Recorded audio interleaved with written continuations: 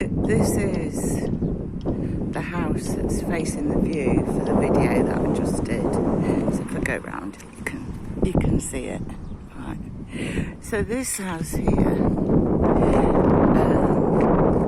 call it the millionaire's house, and the guy that owns it, Valentino, I guess his name is, from the name of the house and the name on his van. He owns all the fruit stuff, the tomatoes and the oranges. But for me, this is the saddest house on the block, because look at it, it's got everything, it's huge. And on the inside, up the top of the lounge, there is a massive gold lame, 3-piece suite. And there's never any children in this house. There's no laughing, there's no music. And on top of the 3-piece suite, the gold lame thing just serves as a stand for a massive surfboard. So for me, it's kind of a soulless house. It has all the trappings of what Western society aims for. Huge house, lots of stuff, personals.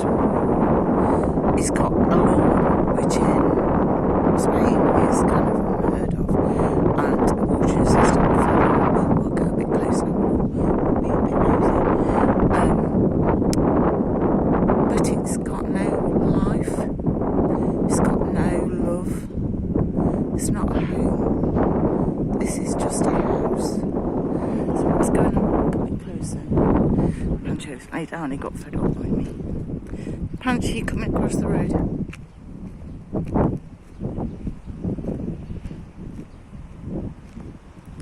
Oh, I think I left the lead over there. I have to go back.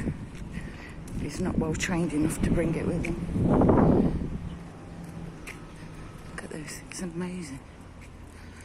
He's got roses. Beautiful garden, so beautiful. Beautiful grass.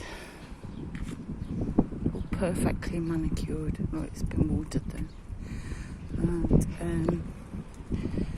don't know if you can see inside. It's completely empty. It's like a shell. It's like a shell of a home. Incredibly sad. How sad is this? And then a beautiful pool, one solitary sunbed, no children, nothing.